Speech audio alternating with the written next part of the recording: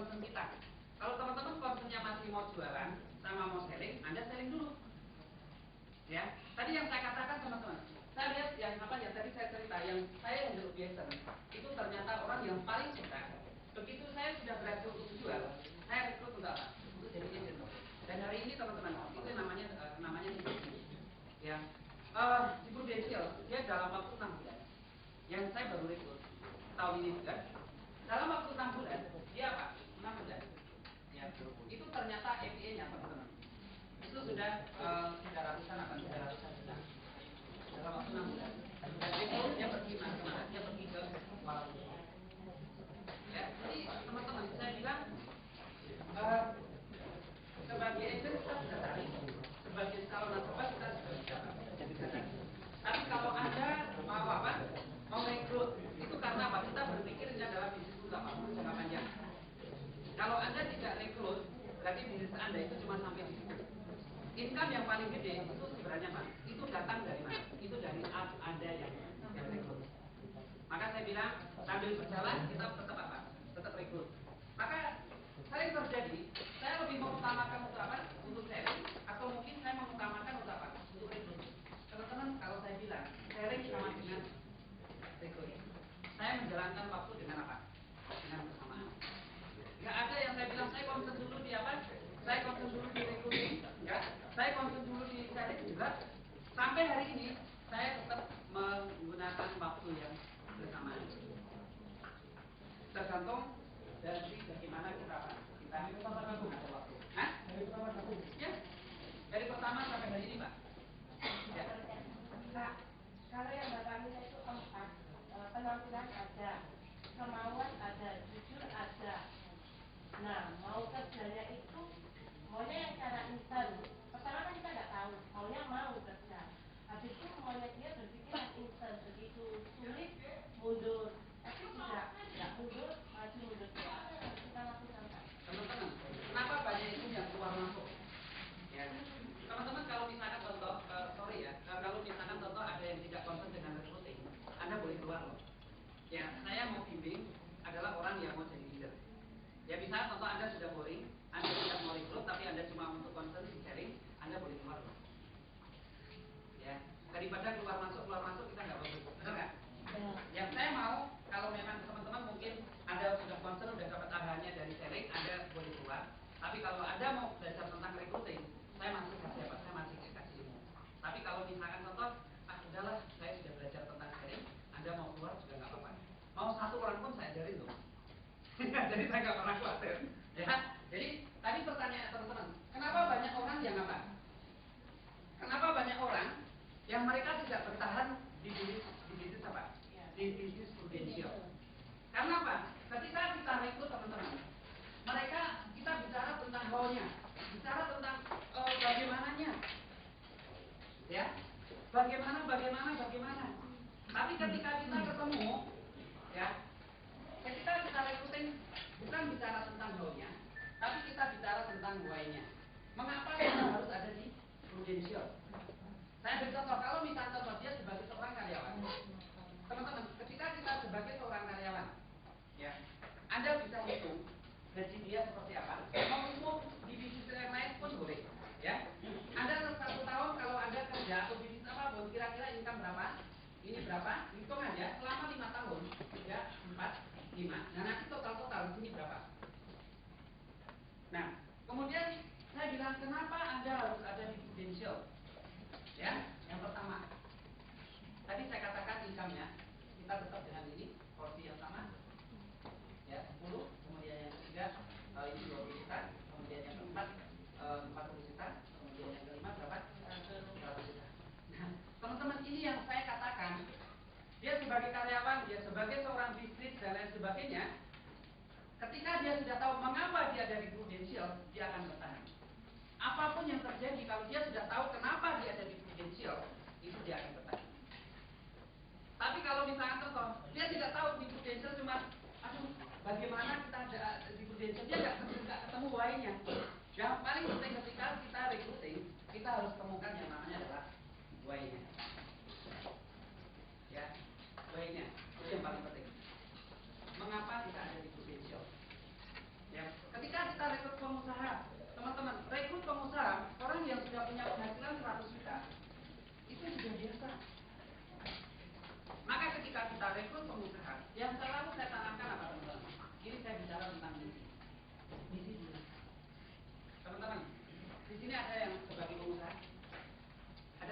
sebagai pengusaha ada? Ada? Oke, sopo. Sopo. Siapa? Boleh kok. Di sini saya coba apa? Saya coba rekrut. Ya. Oke. Silakan Mas Yul, kembali lagi kok. Monggo. Ya. Monggo. Oke, saya anggap Koko apa? Koko sebagai apa? Sebagai usaha. Kok usaha apa?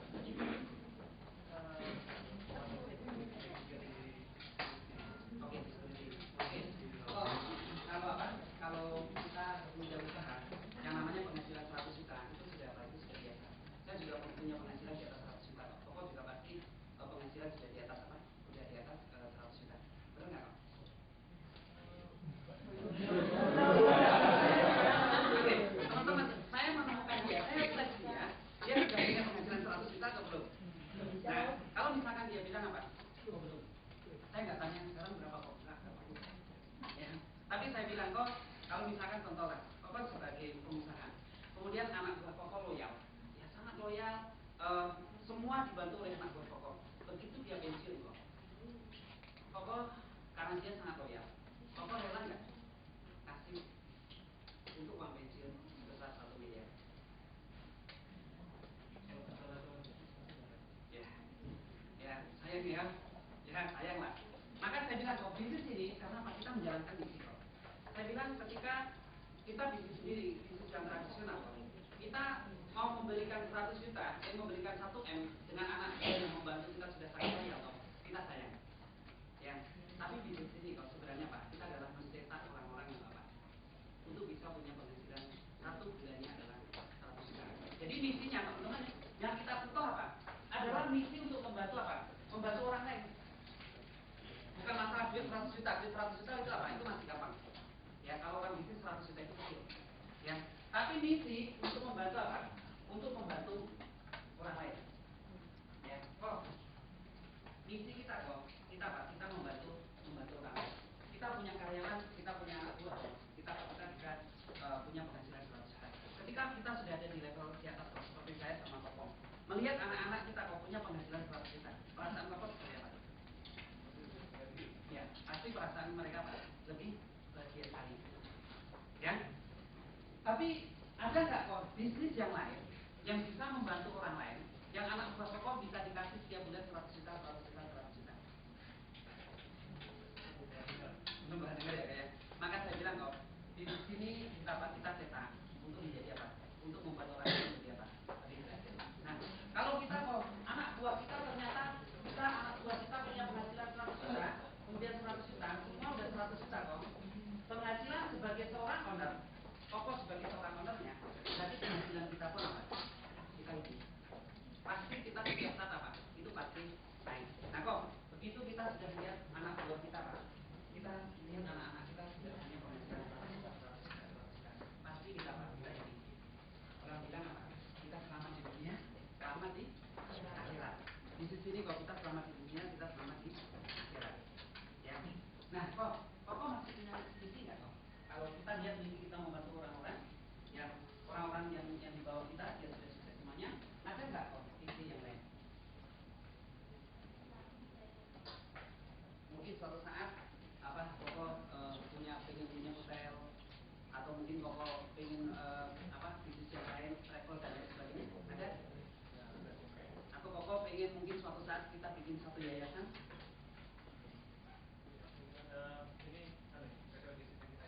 Ya. Ya, karena kadang-kadang gini kok ya, kita di dunia kita sudah istilahnya income kita sudah oke lah, ya. Tapi pasti kita ada segi rohaninya. Mungkin suatu saat kita juga ingin punya yayasan, kita punya properti dan lain sebagainya. Benar nggak kok? Kok sebenarnya apa? Saya sama Koko itu visinya sama loh. Ketika nanti saya sudah punya uang banyak kok, saya juga pengen buat sekolah anak. Itu sekolah gratis kok. Ya, itu sosial. Jadi kebutuhan kita kok bukan hanya misi, tapi kita punya visi yang sama. Kita bisa bikin rumah, kita bisa bikin gedung, kita buka. Ini semuanya kita samakan apa? Visi. Nah, teman-teman, ketika saya menarik orang yang sudah punya yayasan, saya cuma bicara tentang apa? Visi. Umurnya 58 tahun, ya. Tapi saya sentuh dengan visi, saya sentuh dengan misi, saya sentuh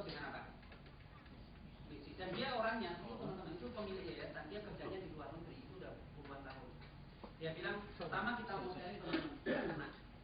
Tapi begitu saya sentuh dengan visi ini tadi, ya, visi baru misi, misi baru apa? Baru misi. Teman-teman ternyata apa? Orang itu sudah terbuka. Dan akhirnya apa? Gabung 1 tahun. Ya, orang umurnya itu sudah 58 tahun. Pertama, kemarin startup Beijing, dia juga dapat. Ya. Sekarang dia sudah dipromosi menjadi manajer. Dan semangatnya teman-teman umur 58 tahun.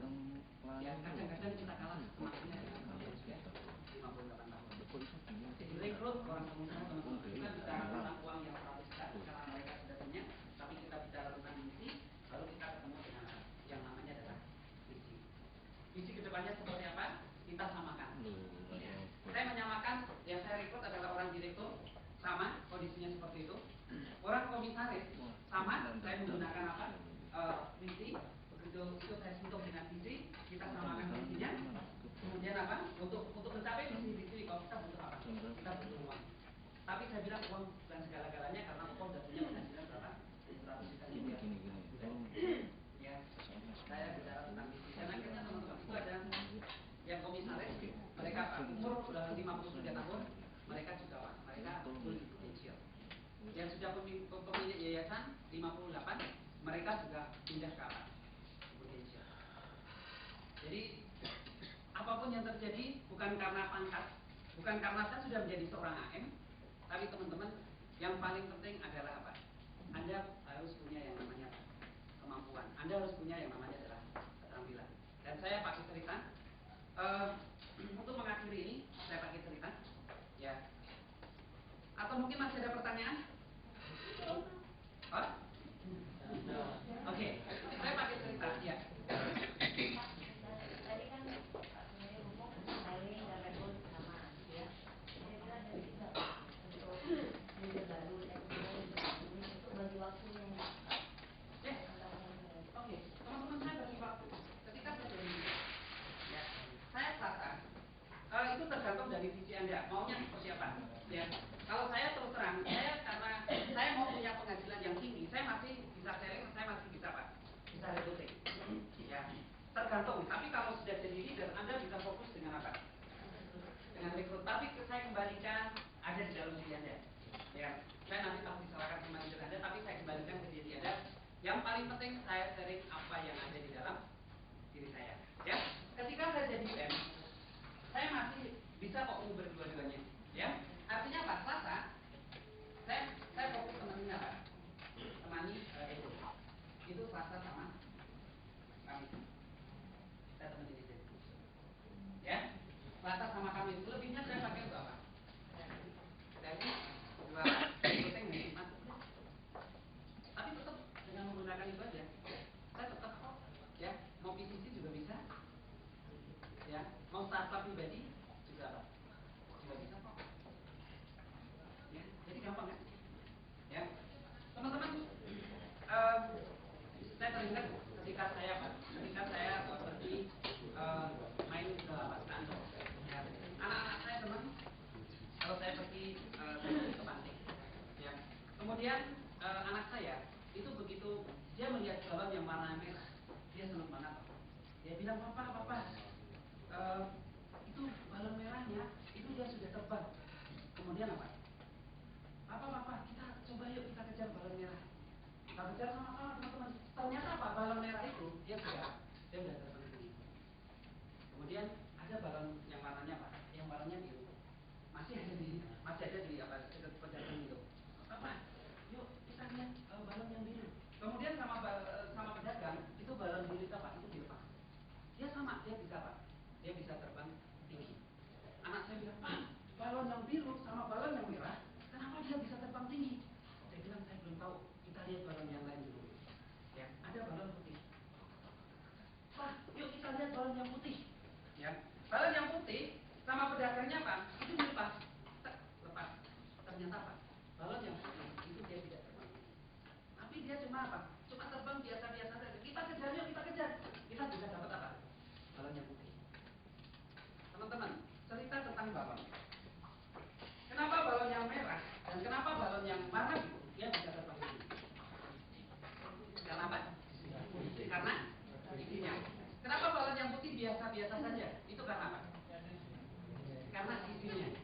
Jadi teman-teman, kita tidak tergantung siapakah diri kita, ya, tergantung dari isi yang ada di dalam diri kita.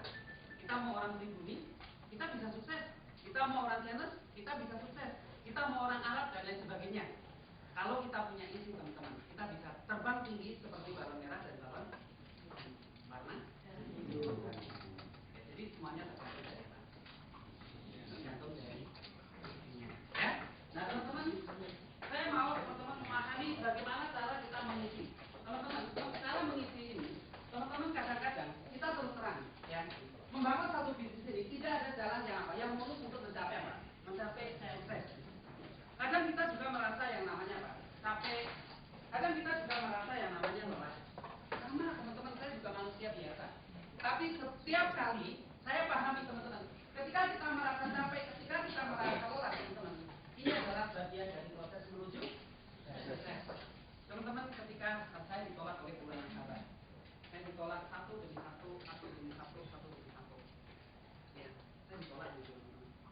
Saya sebenarnya saya juga sakit, tapi saya tetap bertahan. Karena apa? Saya percaya bahwa itu adalah bagian proses menuju sukses. Ketika saya nunggu di salah satu kafe janji jam 9 malam teman-teman, datangnya jam berapa? Jam setengah 2. Semua lampunya sudah mau dimatikan teman-teman. Ya, jam 1 musik sudah tidak ada. Kemudian, tapi dia bilang saya masih apa? Saya masih di perjalanan. Tapi sambil menunggu teman-teman, apa yang ada di dalam otak saya? Saya sebenarnya saya mau pulang, saya juga nggak ada masalah kok, duit saya sudah ada kok. Tapi saya ingat, ketika saya menunggu dengan celah-celah yang seperti itu teman-teman, saya pahami dan saya merenungkan apa ya? Ini adalah bagian proses menuju sukses. Ketika saya ingat teman-teman, itu adalah perjuangan saya bahwa saya ingat ini adalah bagian proses menuju sukses teman-teman. Yang tadinya saya sudah mau pulang, saya nggak mau pulang teman-teman. Saya harus nunggu. Ya, saya harus nunggu walaupun dia datang jam setengah 2. Ketika dia datang teman-teman, ya orang kafe sudah semua tutup, tinggal waktu setengah jam lagi. Saya bilang apa? Kita ada waktu setengah jam lagi karena kafenya tutup jam 2. Setengah jam lagi kita gunakan waktu dengan apa maksimal. Teman-teman, bukan masalah closing di titik. Saya tunggu itu cuma closing berapa? Cuma closing 500.000. Jam 9 sampai jam 2 baru apa? Baru selesai. Tapi ketika saya menunggu, yang saya rasakan adalah saya menikmati. Karena itu adalah bagian proses dari apa? Menuju sukses. Itu yang paling penting teman-teman. Banyak orang yang di sini mereka tidak mau menikmati teman-teman. Banyak orang yang tidak mau menikmati, ini adalah bagian dari proses menuju apa? Menuju sukses. Ketika ada nasabah kita yang mau nabung 5 juta, tapi begitu medical check up ternyata apa? Ternyata batal teman-teman. Apa yang terjadi? Kita kadang-kadang kita merasa kecewa teman-teman. Tapi saya menikmati. Karena apa? Itu adalah bagian proses menuju sukses. Ketika ada nasabah yang dia baru nabung 1 bulan, tapi ternyata apa? Langsung nggak mau nabung lagi kan? Case-nya itu adalah case gede. Saya berjuang teman-teman bagaimana saya memulihkan case seperti itu. Dan kalau saya mau down, saya bisa down teman-teman. Tapi saya ingat bahwa itu adalah bagian proses menuju sukses. Ketika tahun 2002 teman-teman, saya harus berjalan, saya banjir teman-teman. Dari Bekasi sampai Jakarta. Saya apa? Sebenarnya saya bisa kok istirahat, nggak prospek seperti orang yang lain. Tapi saya enggak. Saya berangkat jam apa? Jam setengah 6 saya harus pergi ke Jakarta dengan naik motor yang saya harus masukkan ke apa? Yang saya harus naikkan ke apa? Ke Gerobak. Tapi saya tahu ketika jam 3 saya sampai di Palmerah, saya tahu teman-teman bahwa itu adalah bagian proses menuju apa? Menuju sukses. Kita pahami teman-teman, apapun yang Anda lakukan di dalam hidup ini adalah bagian proses menuju apa? Menuju sukses. Dan ketika saya naik motor, kemudian ban depan saya apa? Itu kempes. Ya. Teman-teman, saya di sini teman-teman ini sudah terungkap semuanya. Ini sudah putih, keluar darah semuanya. Kalau saya mau berhenti, saya bisa teman-teman. Saya jalan saya juga saya sakit teman-teman. Ya, kaki saya sampai begini teman-teman.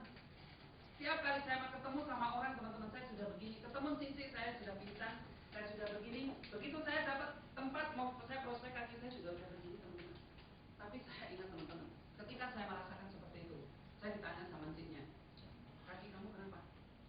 Saya bilang kaki saya kemarin saya jatuh dari motor dan depan saya apa? Saya kempes. Tapi saya tetap harus berjuang.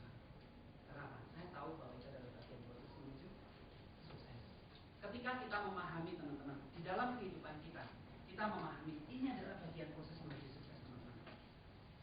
Kita merasa lega. Ketika Anda rekrut agent teman-teman, agent yang kita rekrut teman-teman, bukan mereka membuat kita happy kadang-kadang, tapi kadang-kadang yang kita rekrut, kita ajak untuk menjadi kaya teman-teman. Kadang-kadang menyakitkan hati kita.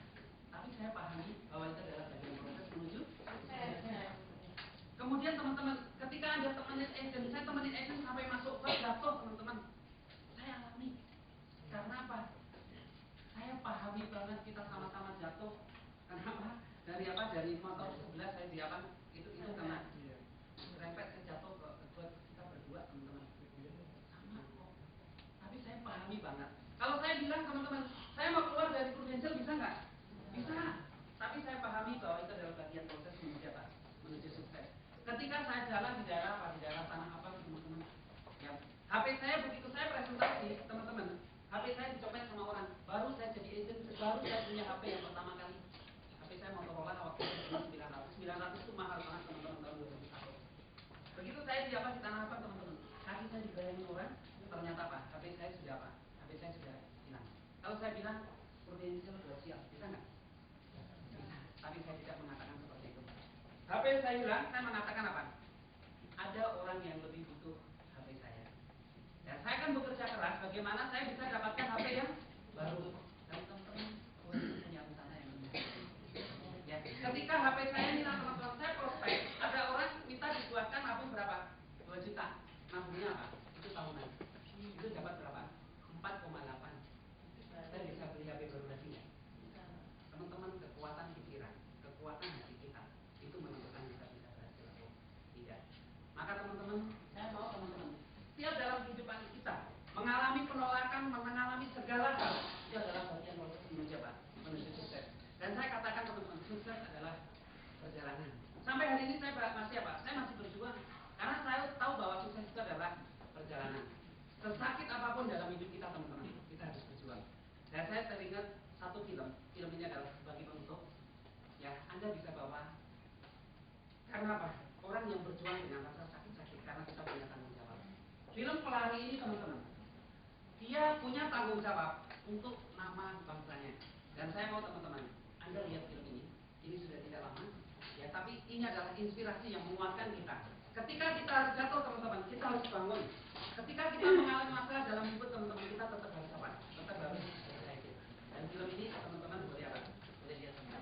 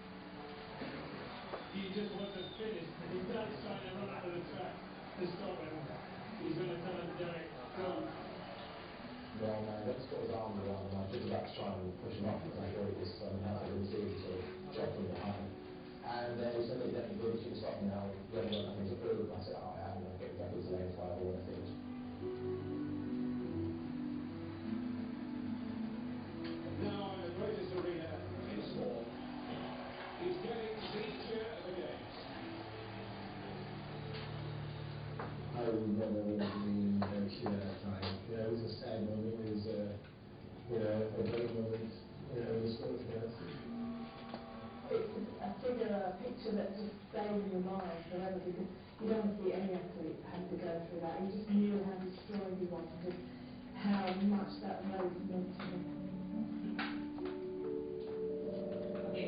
teman-teman apa yang kita lihat dari sini tadi? Ya. Dia bukan tugasnya untuk mengawali, tapi tugas dia bersama. Bukan karena secara dia sendiri, tapi karena mereka bertanggung jawab untuk menyelamatkan nama negaranya. Sama teman-teman, ketika kita berjuang, bukan untuk diri kita sendiri loh, tapi kita berjuang sebenarnya adalah untuk keluarga kita, untuk anak-anak kita loh teman-teman, untuk saudara-saudara kita loh. Ketika Anda berhasil teman-teman, orang akan bangga dengan Anda. Dan ketika Anda mengalami masalah dalam hidup teman-teman, kita lihat pelarinya tadi, siapa yang menolong mereka? Ada orang yang sangat memperhatikan kita. Kita lihat ini adalah orang yang sangat memperhatikan. Walaupun dia jatuh, dia berikan semangat. Dia minta untuk berhenti, tapi dia tidak mau berhenti. Karena apa? Dia ingin sekali nama negaranya dia dikenal. Sama teman-teman, ketika Anda dalam mengalami kondisi seperti ini, kalau Anda lihat, ini badan yang begini. Sebenarnya ini siapa yang menyelamatkan? Siapa? Siapa? Di dalam bisnis ini, yang menyelamatkan ketika Anda terpancing-pancing dalam proses perjalanan menuju sukses. Siapa yang bertanggung jawab untuk menyelamatkan Anda? Ini adalah diri Anda, teman-teman. Ya, saya membangun satu hubungan yang sangat baik dengan Pak Timothy. Karena saya tahu Pak Timothy dia sangat menginginkan saya berhasil. Dan sama teman-teman, leader Anda di sini itu adalah menginginkan dengan hati yang sangat tulus supaya Anda berhasil. Dan tugas Anda bukan untuk mengawali, tapi tugas Anda adalah mengakhiri. Anda harus menjadi orang yang berhasil. Dan saya sangat senang sekali hari ini saya bercerita kepada teman-teman semuanya. Ayo kita sama-sama Roma.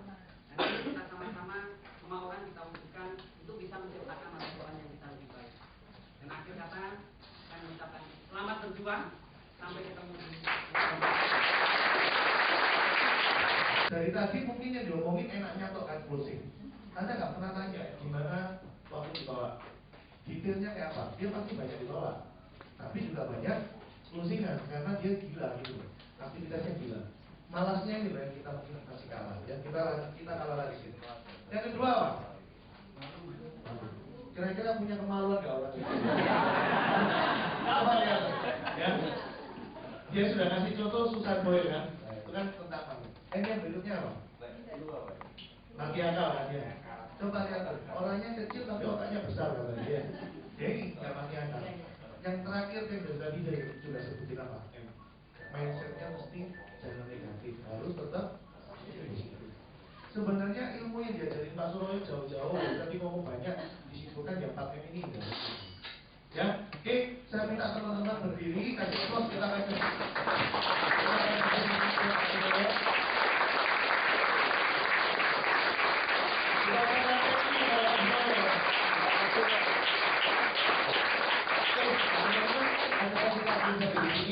nanti beberapa bulan lagi kita akan panggil speaker yang luar biasa juga untuk kasih semangat kita. Semangat!